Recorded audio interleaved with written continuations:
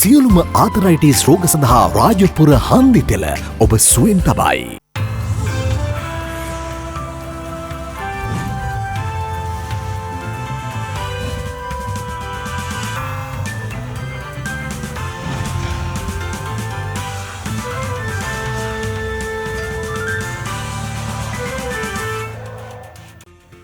ආයුබෝවන් යථාර්ථවාදීව ලෝකයේ දෙස බලන්නට සත්‍ය සිදුවීම් සම්පීඩනයක පුවත් දිග හැරුම ශ්‍රද්ධා රූපවාහිනී 6:30 ප්‍රධාන ප්‍රවෘත්ති විකාශය සමගින් මම ලකිඳුනුවංග ප්‍රථමයෙන් සිරස්තල.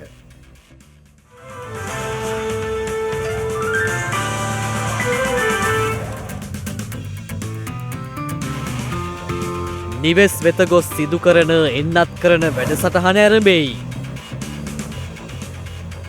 විදෙස්ගතව පැමිණෙන පුද්ගලයින් සඳහා වූ නිරෝධායන මාර්ගෝපදේශ සංශෝධනය කෙරේ. කොතලාවල විශ්වවිද්‍යාලය විශ්වවිද්‍යාල ප්‍රතිපාදන කොමිසම යටතට ගැනීමට ජනපති අවධානය.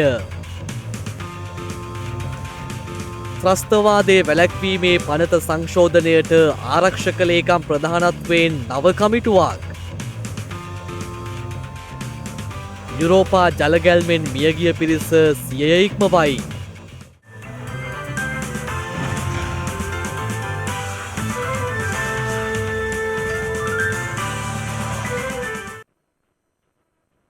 රෝගාබාධයන්ට ලක්ව නිවෙස්වලින් බැහැරවිය නොහැකි අය වෙනුවෙන් නිවෙස් වෙත ගොස් සිදු කරන එන්නත් කරන වැඩසටහනක් අද ආරම්භ වුණා. ඒ දිනේ ජනාධිපතිවරයා ඒ සම්බන්ධව කඩිනම් පියවර ගන්නා ලෙස බලධාරීන්ට උපදෙස් ලබා දීමත් සමගයි. මේ අතර ඊයේ දිනේ නව කොවිඩ් ආසාදිතයින් 1517 දෙනෙකු මෙරටින් හඳුනා ගැනීමත් සමග මෙරට සමස්ත කොවිඩ් ආසාදිතයින් සංඛ්‍යාව 2,82,060ක් දක්වා ඉහළ ගියා. ඊයේ වාර්තා වූ කොවිඩ් ආසාදිතයින් 1517 අතරින් 1446 දෙනෙකු අලුත් අවුරුදු කොවිඩ් පොකුරේ ආසාදිතයින් බවයි රජයේ ප්‍රවෘත්ති දෙපාර්තමේන්තුව සඳහන් කළේ. විදේශයන්හි සිට දිවයිනට පැමිණ නිරෝධායනයට ලක්වෙමින් සිටින පුද්ගලයන් 37 දෙනෙකුද ඊයේ වාර්තා වූ කොවිඩ් ආසාදිතයින් අතරට අයත්. ඊයේ දිනෙන් වාර්තා වූ කොවිඩ් ආසාදිතයින් අතරින් වැඩිම ආසාදිතයින් සංඛ්‍යාවක් වාර්තා වුණේ කොළඹ දිස්ත්‍රික්කයෙන්. එම සංඛ්‍යාව 252ක්. එමෙන්ම ඊයේ වාර්තා වූ ආසාදිතයින් අතරින් ගම්පහ දිස්ත්‍රික්කයෙන් කොවිඩ් ආසාදිතයින් 232ක් මෙන්ම කළුතර දිස්ත්‍රික්කයෙන් ආසාදිතයින් 153ක් හඳුනාගෙන තිබෙනවා. අපි අපේ රට තුළ මේ වෛරසයට අධික ලෙස ව්‍යාප්ත වීමට අවශ්‍ය වාතාවරණය ඉතුරු කරනවා. එතකොට අපේ රට තුළම මේ වෛරසයේ විකෘතිතා ඇති වෙලා තියෙන ප්‍රභේද හෝ අලුත් ප්‍රභේද හෝ හට ගන්න පුළුවන්. මහ ජනතාව විදිහට අපි ફોකස් කරන්න ඕනේ මේ වෛරසයේ සම්ප්‍රේෂණ ක්‍රියාව හරහා ගොඩනැගිලා තියෙන ස්පීඩ් එක පුළුවන් තරම් වෛරසයට ඕන විදිහට ඒක ස්පීඩ් වෙලා යන්න දෙන්නේ නැතුව අපේ කන්ට්‍රෝල් එකට ගන්න. මේ අතර පසුගිය 15 වෙනිදා සිදු වූ කොවිඩ් ආසාදිත පුද්ගල මරණ 41ක් සෞඛ්‍ය සේවා අධ්‍යක්ෂ ජනරාල්වරයා විසින් ඊයේ පස්වරුවේ තහවුරු කර තිබෙනවා. එම මරණ අතරට කාන්තාවන් 18 දෙනෙකු සහ පිරිමි පුද්ගලයන් 23 දෙනෙකු ඇතුළත්. ඒ අතරින් අවුරුදු 30ත් 59ත් අතර සිදුව ඇති මරණ සංඛ්‍යාව 12ක් වන අතර අවුරුදු 60 ඉක්ම වූ පුද්ගල මරණ සංඛ්‍යාව 29ක් ලෙසයි වාර්තා වී ඇත්තේ. ඒ අනුව මෙරටින් මේ වන විට වාර්තා වන සමස්ත කොවිඩ් ආසාදිත පුද්ගල මරණ සංඛ්‍යාව දැක්වුණේ 3072ක් ලෙසයි. මේ අතර පසුගිය 14 වෙනිදා හුදකලා බව ඉවත් කළ වැලිමඩ හුලංකපොල්ල ග්‍රාමීණ නිලධාරී වසමෙන් නව කොවිඩ් ආසාදිතයින් 43 දෙනෙකු වාර්තා වී තිබෙනවා.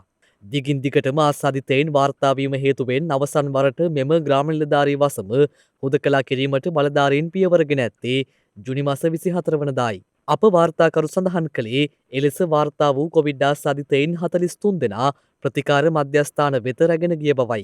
මේ අතර මෙරට කොවිඩ් මර්ධන එන්නත් කරණය යටතේ ඊයේ දිනේ පමණ කොවිඩ් එන්නත් මාත්‍රා 2,44,706ක් ලබා දී තිබෙනවා. මේ අතර අද දිනේ දිවයින පුරා ස්ථාපිත කර ඇති එන්නත් කරන මධ්‍යස්ථාන වලින් එන්නත් කරන කටයුතු සිදු කෙරුණා. පිළියන්දල සෞඛ්‍ය නිලධාරී කාර්යාල බල ප්‍රදේශයේ වයෝවෘද්ධ වැඩිහිටියන්ට ඔවුන්ගේ නිවෙස් වලටම ගොස් එන්නත් ලබා දීමේ වැඩසටහන ආරම්භ වුණා.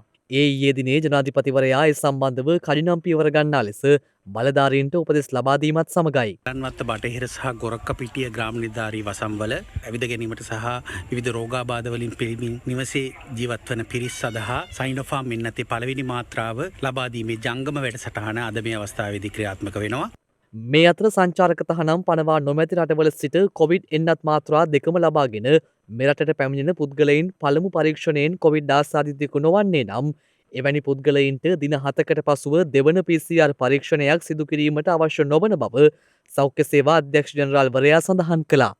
ඒ අනුව සංචාරක තහනමක් පනවා නොමැති රටවල සිට මෙරටට පැමිණෙන පුද්ගලයින් පළමු PCR පරීක්ෂණයෙන් ආසාදිතයෙකු ලෙස තහවුරු නොවන්නේ නම් ඔවුන්ට නිරෝධායනය නොවී බැහැරට යාමේ අවස්ථාව හිමිවනු ඇති. කෙසේ වෙතත් අවුරුදු 2-18 අතර වයසේ පසුවන ළමුන් දින 7කට පසුව PCR පරීක්ෂණයක් සිදු කිරීම තවදුරටත් අවශ්‍ය බවයි එම නව මාර්ගෝපදේශ මාලාවේ දැක්වෙන්නේ. මේ අතර ඉන්දියාව, දකුණු ඇමරිකානු සහ අප්‍රිකානු වැනි රටවල් සඳහා පනවා ඇති සංචාරක තහනම හමුවේ එම රටවල සිට පැමිණීමට අපේක්ෂා කරන ශ්‍රී ලාංකිකයින්, ද්විත්ව පුරවැසියන් සහ තානාපති නිලධාරීන් ශ්‍රී ලංකාවට පැමිණීමට පෙර සෞඛ්‍ය අධ්‍යක්ෂ ජනරාල්වරයාගෙන් විදේශ කටයුතු අමාත්‍යාංශයෙන් සහ ශ්‍රී ලංකා සිවිල් ගුවන් සේවා අධිකාරියෙන් අවසර ලබා ගත යුතු වනවා. එසේම ඔවුන් ශ්‍රී ලංකාවට පැමිණි පසුව ශ්‍රී ලංකාවේ නිරෝධායනය සඳහාම වෙන් වූ හෝටල් හෝ මධ්‍යස්ථානයක් තුළ දින 14ක් නිරෝධායනය විය යුතු අතර ඔවුන් ශ්‍රී ලංකාවට පැමිණිවහම සහ පැමිණ දින 14ක කාලයකින් පසුව යළිත් PCR පරීක්ෂණ දෙකකට සහභාගී විය යුතු බවයි ශ්‍රී ලංකා සිවිල් ගුවන් සේවා අධිකාරියේ සභාපතිවරයා නිකුත් කළ නිවේදනයක දැක්වෙන්නේ.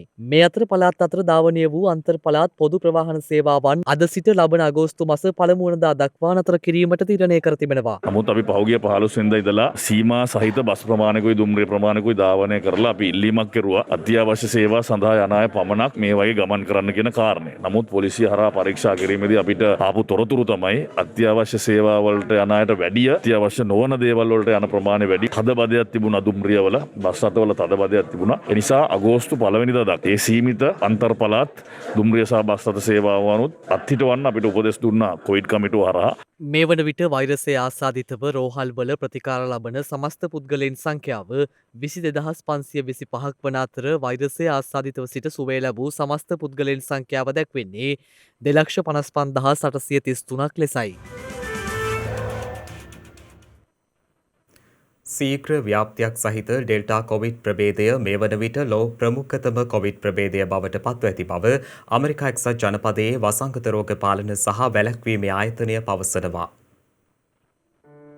ඉන්දියාවෙන් පළමුවරට හඳුනා ගැනු ඩෙල්ටා කොවිඩ් ප්‍රභේදය මේ වන විට ලොව ප්‍රමුඛතම කොවිඩ් ප්‍රභේදය බවට පත්ව ඇතැයි CDC හෙවත් ඇමරිකා එක්සත් ජනපදයේ වසංගත රෝග පාලන සහ වැළැක්වීමේ ආයතනය පවසනවා. එහි අධ්‍යක්ෂිකා රොෂෙල් වැලන්ස්කී මහත්මිය ඊයේ පැවති මාධ්‍ය හමුවකදී ප්‍රකාශ කළේ ඇමරිකා එක්සත් ජනපදයේ කොවිඩ් මරණ යළි ඉහළ යාමටද ඩෙල්ටා ප්‍රභේදය බලපා ඇති බවයි.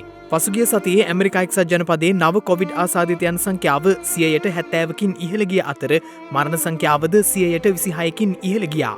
ඒ අනුව ගත වූ සතියේ එරට දෛනික ආසාදිත සංඛ්‍යාවේ සාමාන්‍යය දැක්වුණේ 26000ක් ලෙසයි.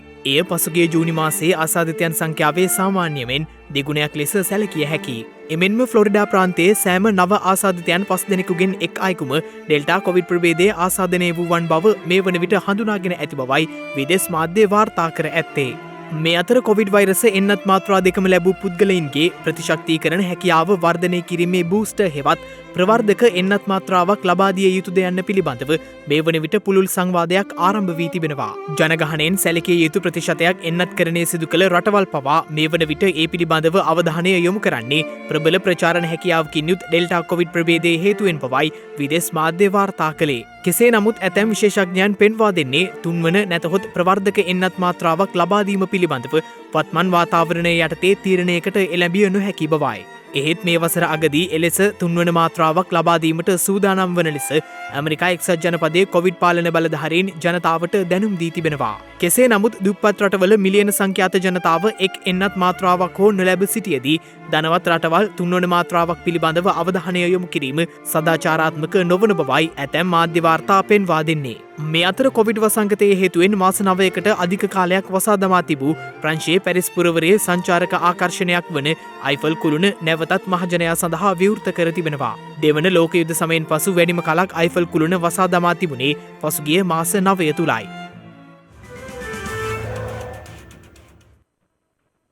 මේ වන විට ගුරු වෘත්තීය සමිති 14ක් එක්ව ක්‍රියාත්මක කර තිබෙන වැඩ වර්ජනය අඛණ්ඩව ක්‍රියාත්මකයි.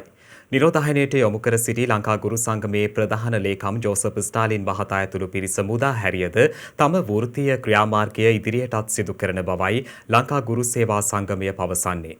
මේ අතර කොතලාවල ආරක්ෂක විශ්වවිද්‍යාල ප්‍රතිපාදන කොමිෂන් සභාව යටතට ගෙන එන බව ජනාධිපති ගෝඨාභය රාජපක්ෂ මහතා පවසනවා. කොතලාවල ආරක්ෂක විශ්වවිද්‍යාල පනත් කෙටුම් පතට එරෙහිව විරෝධතා දැක්වීමේදී නිරෝධායන නීති කඩ කළ බවට චෝදනා කරමින් ලංකා ගුරු සංගමේ ප්‍රධාන ලේකම් ජෝසප් ස්ටාලින් මහතා ඇතුළු 16 දෙනෙකු අත්අඩංගුවට ගෙන අපමත මුදා හැරීමෙන් පසු නිරෝධායනයට යොමු කරනු ලැබුවේ පසුගිය 8 වෙනිදායි. දින 9ක් පුරා මුලතිව් නිරෝධායන මධ්‍යස්ථානයේ රඳවා සිටි ලංකා ගුරු සංගමේ ලේකම් ජෝසප් ස්ටාලින් මහතා සහ අනෙකුත් 15 දෙනා ඉන් මුදා හැරීමට කටයුතු කරනු ලැබුවේ ඊයේ පස්වරුවේදී.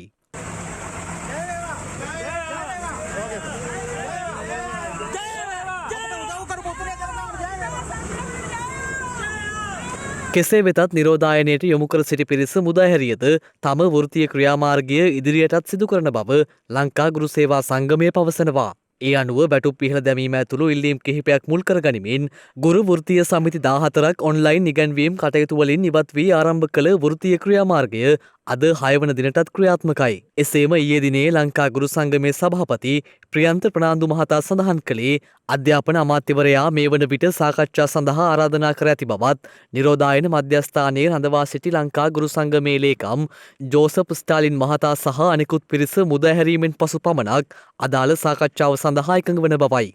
මේ අතර විශ්වවිද්‍යාල ප්‍රතිපාදන කොමිෂන් සභා පනතේ ඇති බාධා ඉවත් කර කොතලාවල ආරක්ෂක විශ්වවිද්‍යාලය ඒ යටතට ගෙන එන බව ජනාධිපති ගෝඨාභය රාජපක්ෂ මහතා පවසනවා. බෞද්ධ උපදේශක සභාව ඊයේ පස්වරුවේ ජනාධිපති කාර්යාලයේදී රැස් වූ අවස්ථාවේදී ජනාධිපතිවරයා මේ බව සඳහන් කළේ.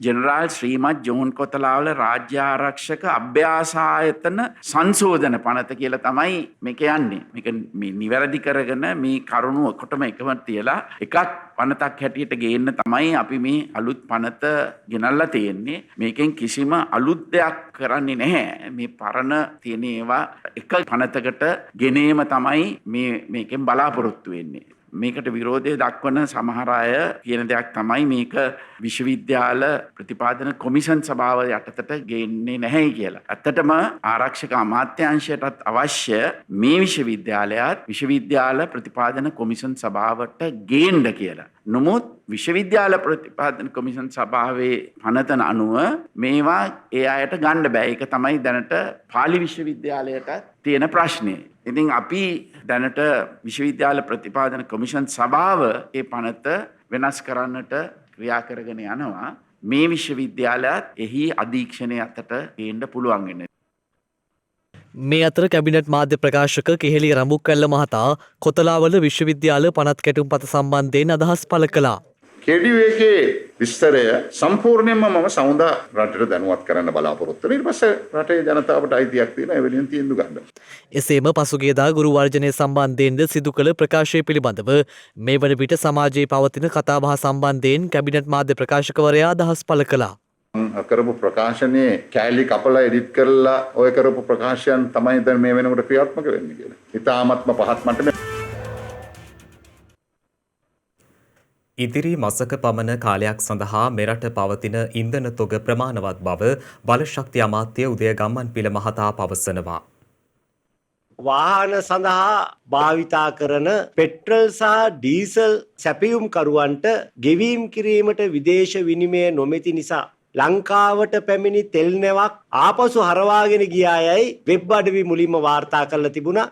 සමාජ ජාලාවල දැන් පතුරනවා ආණ්ඩුවට තෙල් ගන්න ඩොලර් නැහැ. ඒ නිසා ඉන්ධන හිඟයක් ළඟම වෙනවා. හැකි ඉක්මනින් හැකි පමණට ගෙවල් වල තෙල් ගබඩා කරගන්න කියලා මේක නිකන් අර ගොසිප් එකක් යන විදිහට නෙවෙයි යවන්නේ. යාළුවෝ යවන අනිත් යාළුවන්ට උදව්වකට යවන පණිවිඩයක් විදිහට. අපි ගණන් හදලා බැලුවම තෙල් පිරවූ මහල් වලත් දිනකට දෙකකට අතර ප්‍රමාණයකට ප්‍රමාණවත් තෙල් තිබෙනවා.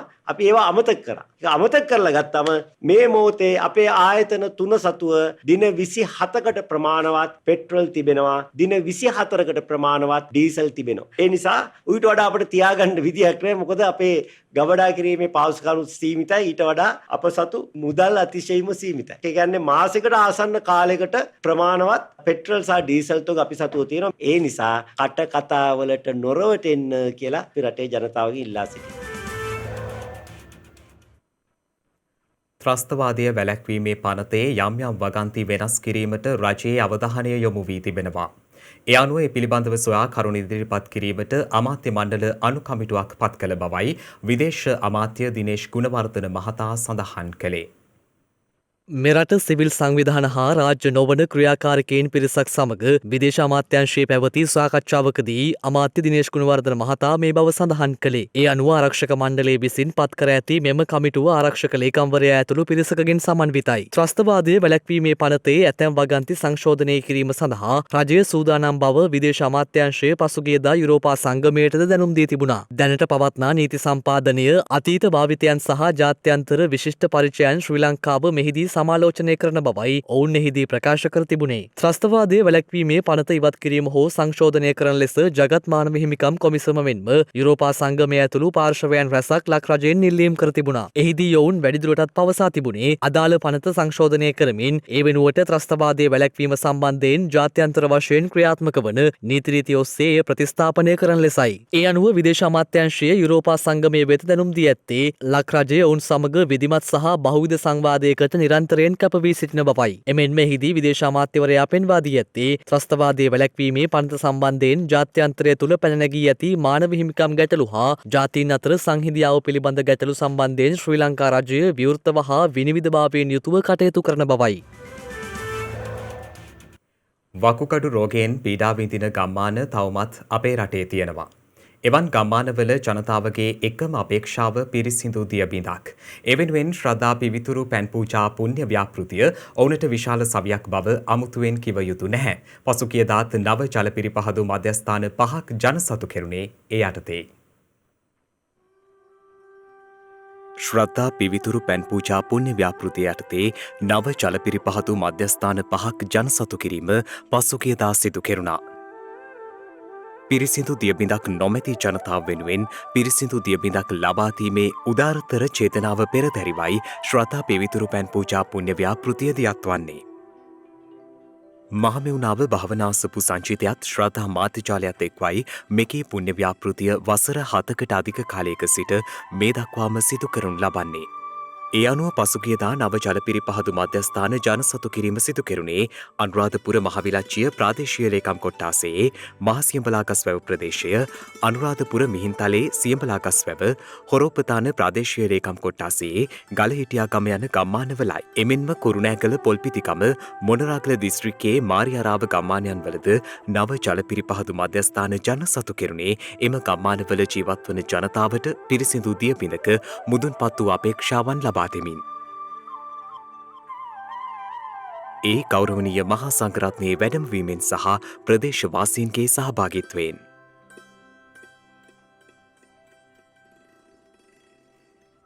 පිවිතුරු පැන් පූජා ව්‍යාපෘතිය මේ වෙනකොට පළාත් 5ක දිස්ත්‍රික්ක 9ක් ආවරණය වෙන පරිදි ගම්මාන 200කට ආසන්න ප්‍රදේශයකට යහපත සැලසෙන පරිදි තමයි මේ වෙනකන් මේ ජල පිරිපහදු ඒකක 71 ඉදිවී තිබුණේ. ඒතර මේ තුලින් 2014 වර්ෂයේ පටන් මේ වෙනකන් ලෙඩ දුකට හේතු නොවන ආකාරයට ජලයේ ලීටර් මිලියන 80කට වැඩි ප්‍රමාණයක්. ඒකෙන් යහපත සැලසෙච්ච මිනිසුන්ගේ ප්‍රමාණය ගත්තොත් ලක්ෂ 5කට අධිකයි. ඒ වගේම පවුල් 50000කට අධික ප්‍රමාණයක් මේ ඔස්සේ ප්‍රතිලාභ ලබලා තියෙනවා. ශ්‍රද්ධා පිවිතුරු පැන් පූජා පුණ්‍ය ව්‍යාපෘතිය සමගින් එක්ව මෙවන් උතුම් පුණ්‍ය කර්මයකට දායකත්වය ලබා දුන් සැමකේ සවියෙන් ශ්‍රද්ධා පිවිතුරු පැන් පූජා පුණ්‍ය ව්‍යාපෘතිය දියත්වති එවන් පුණ්‍ය කර්මයකට සම්බන්ධ වූ සියලු දෙනාම මේ මොහොතේ සිහිපත් කරනුයේ පුණ්‍යානුමෝදනා පෙරදැරිවයි. මේ වන විට සියඹලාගස්වැව ප්‍රදේශයේ බහුතර පවුල් ප්‍රමාණයක් තියෙනවා වකුගඩු රෝගීන් ඉන්න. එහෙව් වපසරියක් තුල මේ වගේ පිරිසුදු ජලය පානය කිරීමට අවස්ථාව ලබා දීම පිළිබඳව මම ඇත්තටම මේ කාර්යයට සහභාගී වෙලා ඉන්න සියලුම දෙනාට පින් අනුමෝදනා කරනවා. අපිට ඇත්තටම අපි ගොඩාක් දුෂ්කරයි වතුර එහෙම බොන්න. අපිට මේ කරපු පිනට ගොඩාක් පින්. ශ්‍රද්ධා පිවිතුරු පැන් පූජා පුණ්‍ය ව්‍යාපෘතිය සිවිල් ආරක්ෂක දෙපාර්තමේන්තුවේ සහ කැලණිය විශ්වවිද්‍යාලයේ රසායන විද්‍යාංශයේද සහාය ඇතිවයි ක්‍රියාත්මක වන්නේ. ජලබිඳක් සොයන ජනතාව ශ්‍රද්ධා පිවිතුරු පැන් පූජා පුණ්‍ය ව්‍යාපෘතිය මගින් පිරිසිදු දියබිඳක අපේක්ෂාවන් සංසිඳවා ගන්නවා නම් අවසන අපේ බලාපොරොත්තුවත් එයයි.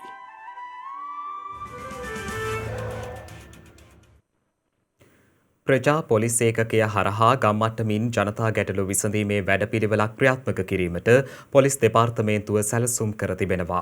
එහි නියම ව්‍යාපෘතිය බස්නාහිර පළාතෙන් ලබන සඳුදා සිට ආරම්භ කිරීමට නියමිතයි. ඒ අනුව බස්නාහිර පළාතේ කොළඹ දිස්ත්‍රික්කයේ ග්‍රාම නිලධාරී වසම් 77ක මීට පෙර පිහිටවනු ලැබූ මහජන ආරක්ෂක කමිටු 200ක ප්‍රජා පොලිස් ඒකක භාර නිලධාරීන් මෙසේ රාජකාරී ආරම්භ කිරීමට නියමිතයි. අදාළ වැඩපිළිවෙල සඳහා වන මාර්ගෝපදේශ අඩංගු අත්පොත් ප්‍රදානය කිරීම ඊයේ පස්වරුවේ පොලිස් ක්ෂේත්‍ර බලකා මූලස්ථානයේදී සිදු කෙරුණා.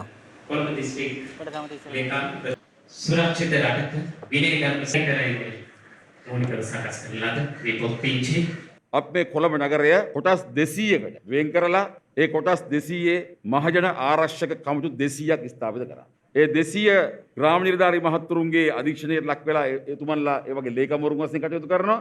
ඒ වගේම පොලිස්පතිතුමා විසින් පළවෙනි වතාවට පූර්ණකාලීනව ප්‍රජා පොලිස්කරණය කිරීම සඳහා මේ කමිටු 200 කැඳවුම්කරුවන් වශයෙන් මේ ඔබතුමන්ලා ඉදිරියේ වාඩි වෙලා ඉන්න නිලධාරීන් 200ක් කොළඹ දිසාවට ප්‍රජා පොලිස්කරණය සඳහා ලබා දුන්නා. එමගින් කොළඹ දිසාව තුළ තියෙන පොලිස් ස්ථාන 22ක පොලිස් ස්ථානාධිපතිවරුන්ට තිබිච්ච බොහොම බරක් හැල්ලු වෙයි කියලා බලාපොරොත්තු වෙනවා මේ අය ශේෂ්ත්‍රයට ගිහිල්ලා ඒවා ඉටු කිරීම මගින්. ප්‍රමුණ යුත්තේ අපරාධකරුවන් ඇල්ලීමට වඩා අපරාධ වැළැක්වීම. අපරාධ වළක්වන්නට නම් අපි ඇත්ත වශයෙන්ම මහජනතාවගේ සහයෝගය ලබා ගන්නට ඕනේ. මහජනතාවගේ සහයෝගය ලබා ගන්න තමයි මේ මහජන ආරක්ෂක කමිටුව අපි බිහි කරලා තියෙන්නේ. ඒ වගේම නිලධාරීන් 50ක් මේ අවස්ථාවේදී සමුද්‍රීය ආරක්ෂාව සඳහා ඉවහල් වන බහුදින යාත්‍රා නිරීක්ෂණ පද්ධතියක් ඕස්ට්‍රේලියානු රජය විසින් මෙරටට ප්‍රදානය කර තිබෙනවා. මේ අතර මෙවර පැවැත්වෙන ගෝලීය සංස්කෘතික බාලදක්ෂ ජම්බරියට අදත්‍ය තාක්ෂණය ඔස්සේ ජනාධිපති ගෝඨාභය රාජපක්ෂ මහතාද එක් වුණා. නීති විරෝධී මසුන් ඇල්ලීම දේශසීමා සහ ඉන්දියන් සාගර කලාපයේ ආරක්ෂාවට මෙන්ම යාත්‍රා මගින් සිදු කෙරෙන මිනිස් ජාවාරම සහ මද්‍රව්‍ය ජාවාරම් සහ අනතුරට පත්වන යාත්‍රාවලින් මිනිසුන් උදා ගැනීම වැනි කාර්යයන් රැසක් සඳහායි ඔස්ට්‍රේලියානු රජය විසින් මෙම නිරීක්ෂණ පද්ධතිය මෙරටට පිරිනමා ඇත්තේ. මෙහි පළමු සම්ප්‍රේෂක කට්ටලය ඊයේ පෙරවරුවේ ජනාධිපති කාර්යාලයේදී ඔස්ට්‍රේලියානු මහ කොමසාරිස් ඩේවිඩ් හොලි මහතා විසින් ජනාධිපති ගෝඨාභය රාජපක්ෂ මැතිතුමා වෙත සංකේතාත්මකව බාර දීම සිදු කෙරුණා. නිවේදනයක් නිකුත් කරමින් ජනාධිපති මාධ්‍යංශය සඳහන් කළේ නාවක යාත්‍රාවල සවිකරන සම්ප්‍රේෂක 4200ක් නිරීක්ෂණ මධ්‍යස්ථානයක් සඳහා වූ උපාංග සහ සැටලයිට් තාක්ෂණ පහසුකම් සහිත එම නිරීක්ෂණ පද්ධතියේ වටිනාකම ඔස්ට්‍රේලියානු ඩොලර් මිලියන 5.38ක් පමණ වන බවයි. එමෙන්ම එම යාත්‍රා නිරීක්ෂණ මධ්‍යස්ථානය දීවර සහ ජලජ සම්පත් දෙපාර්තමේන්තුව යටතේ පිහිටුවීමටයි නියමිතව ඇත්තේ. සුවිශේෂී භූගෝලීය පිහිටීමක ඇති ශ්‍රී ලංකාවේ සමුද්‍රීය ආරක්ෂාවට එම නිරීක්ෂණ පද්ධතියේ ඇති වැදගත්කම ජනාධිපතිවරයා විසින් එහිදී ඔස්ට්‍රේලියානු මහ කොමසාරිස්වරයා ඉදිරියේ පෙන්වා දෙනු ලැබුවා. එමෙන්ම ඔස්ට්‍රේලියානු රජය විසින් ශ්‍රී ලංකාවට ලබා දෙන අඛණ්ඩ සහාය පිළිබඳව ජනාධිපති ගෝඨාභය රාජපක්ෂ මහතා විසින් එහිදී සිය ස්තුතියද පුද කර සිටියා. මේ අතර මෙවර පැවැත්වෙන ගෝලීය සංස්කෘතික බාලදක්ෂ ජම්බෝරියට අතත්්‍ය තාක්ෂණය ඔස්සේ ජනාධිපති ගෝඨාභය රාජපක්ෂ මැතිතුමා ඊයේ එක් වුණා. COVID-19 වසංගත තත්ත්වය අපගේ ජීවන රටාව වෙනස් කිරීමට බල කර ඇති පසුබිමක එය අභියෝගයක් සේ නොසලකා පවතින තාක්ෂණය භාවිතා කර බාලදක්ෂ ව්‍යාපාරයේ ලබාගත් ප්‍රවේශය සරල නමුත් ගැඹුරු ආදර්ශයක් ලබා දී තිබෙන බවයි ජනාධිපතිවරයා එහිදී පෙන්වා දී ඇත්තේ. පවතින කොවිඩ් වසංගත තත්ත්වය හේතුවෙන් ඉතිහාසයේ ප්‍රථම වරට මෙම ජම්බෝරිය අතත්්‍ය තාක්ෂණය ඔස්සේ ලෝකයේ රටවල් 100ක බාලදක්ෂයින් 20000කට අධික පිරිසකගේ සහභාගීත්වයෙන් පැවැත්වෙනවා.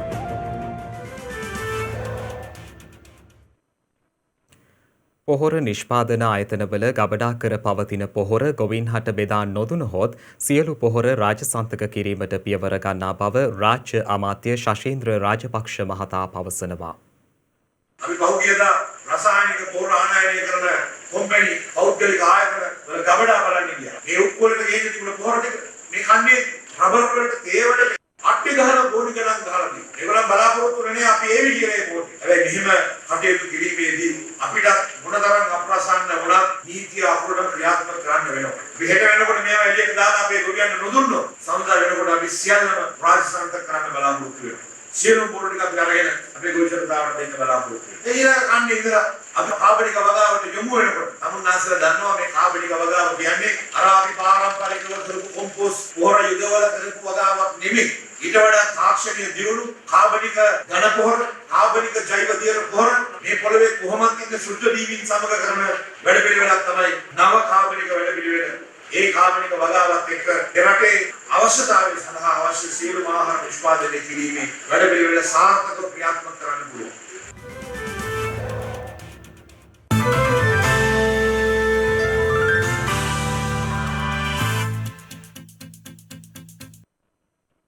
අවධානය විදෙස් පුවත් වෙත. දශක ගණනාවකින් මධ්‍යම යුරෝපයට බලපා ඇති දරුණු ගං වතුර තත්ත්වයේ හේතුවෙන් මියගිය සංඛ්‍යාව තවදුරටත් ඉහළ ගොස් තිබෙනවා. මධ්‍යම යුරෝපයට බලපා ඇති දරුණු ගංවතුරට හසු වී මියගිය පුද්ගලයන් සංඛ්‍යාව 150 ඉක්මවා ගොස් තිබෙනවා. විදෙස් මාධ්‍ය වාර්තා කළේ පුද්ගලයන් 1300ක් පමණ අතුරුදන් වී සිටින බවයි. මෙලෙස මධ්‍යම යුරෝපයේ රටවල් කිහිපයකට දරුණු ගංවතුරකින් බලපෑම් එල්ල වී ඇත්තේ දශක කිහිපයකට පසුවයි. ජර්මනිය, නෙදර්ලන්තය, බෙල්ජියම සහ ස්විට්සර්ලන්තය මෙම දරුණු ව්‍යසනයට මුහුණ පා සිටින රටවල් අතරට අයත් වනවා. එමෙන්ම මෙම කලාපයට ලැබුණු වාර්තාගත වර්ෂාපතනයත් සමග ජලාශ බොහෝමයක් පිටාර මට්ටම ඉක්මවා ගොස් ඇති බවයි විදෙස් මාධ්‍ය වාර්තා කළේ. මේ වන විට එම කලාපය ආශ්‍රිතව නිවාස රැසකට හානි වී ඇති අතර විදුලි සැපයීමටද බාධා එල්ල වී තිබෙනවා. මේ හේතුවෙන් සහන සේවා සැපයීම සහ පුද්ගලයන් අතර සංනිවේදන සම්බන්ධතා පවත්වා ගැනීම දුෂ්කර වී ඇති බවද විදෙස් වාර්තා සඳහන් කළා. එමෙන්ම පවතින තත්ත්වය හේතුවෙන් ජූලි 20 වැනිදා බෙල්ජියමට ශෝක දිනයක් ලෙසද ප්‍රකාශයට පත් කර තිබෙනවා. මෙම අනපේක්ෂිත ජලගැල්මට ප්‍රධාන හේතුව ලෙස විද්‍යාඥයන් පෙන්වා දෙන්නේ ලෝක කාලගුණ වෙනසේ බලපෑමයි. කාර්මික යුගයේ පටන් මේ දක්වා පෘථිවියේ සාමාන්‍ය උෂ්ණත්වය සෙල්සියස් අංශක 1.2කින් ඉහළ ගොස් ඇති අතර ලෝකය උණුසුම් වීම මෙවැනි විපරීත කාලගුණ සංසිද්ධීන් නිරන්තරයෙන් ඇතිවීමට හේතු වී ඇති බවයි විදෙස් විචාරකයන් පෙන්වා දෙන්නේ. මේ අතර දකුණු අප්‍රිකාවේ මේ වන විට පවතින ප්‍රචණ්ඩ ක්‍රියා රැල්ල කලින් සැලසුම් කර ඇති බව එරට ජනාධිපති සිරිල් රාමෆෝසා පවසනවා. එය ප්‍රජාතන්ත්‍රවාදයට එල්ලවන පහරක් ලෙසයි ඔහු හැඳින්වූයේ. හිටපු ජනාධිපති ජේකොබ් සූමා දූෂණ චෝදනාවලට වැරදිකරු වීමෙන් පසු සිරගත කිරීම මෙම ප්‍රචණ්ඩ රැල්ලේ ආරම්භයයි. ඔහුගේ ආධාරකරුවන් වීදිවලට පිවිස කඩසාප්පු කොල්ල කෑමට පටන්ගත් අතර පොලිසිය හා නිරන්තරයෙන් ගැටුම්වලට පෙළඹුණා. විදෙස් මාධ්‍ය වාර්තා කළේ ගැටුම් සම්බන්ධයෙන් මේ වන විට 2500කට වැඩි පිරිසක් අත්අඩංගුවට ගෙන ඇති බවයි. එමෙන්ම එම ගැටුම් වලින් මේ වන විට පුද්ගලයන් 212 දෙනෙකු පමණ ජීවිතක්ෂයට පත්ව ඇති අතර සිදුව ඇති ආර්ථික හානිය ඩොලර් බිලියනය ඉක්මවන බවද එරට රජය නිවේදනය කර තිබෙනවා.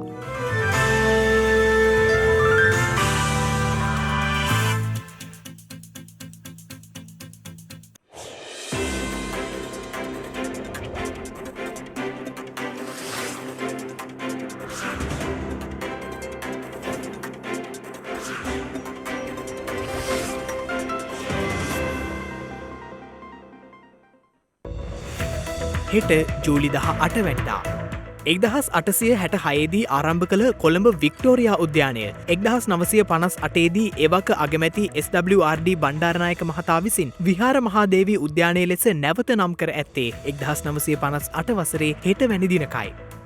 නවීන ශ්‍රී ලාංකික නර්තන සම්ප්‍රදායක් ස්ථාපිත කිරීම සඳහා ජාත්‍යන්තරව ප්‍රසිද්ධියක් උසුලන දේශමාන්‍ය චිත්‍රසේන නර්තන ශිල්පියානෝ අභාව ප්‍රාප්ත වී ඇත්තේ 2005 වසරේ හෙට වැනි දිනකයි.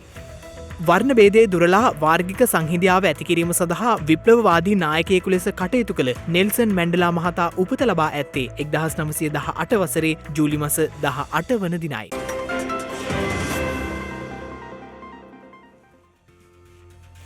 ඒ සමගින් ශ්‍රද්ධා ප්‍රධාන ප්‍රවෘත්ති විකාශය නිමාවට පත්වනවා. හමුවෙමු හෙටත් සවස 6:30ට. තෙරුවන් සරණයි. නමෝ බුද්ධාය. මෙවැනි වැදගත් පුවත් නැරඹීම සඳහා ශ්‍රද්ධා TV News YouTube channel එක subscribe කර සීනුව සලකුණ වන්න.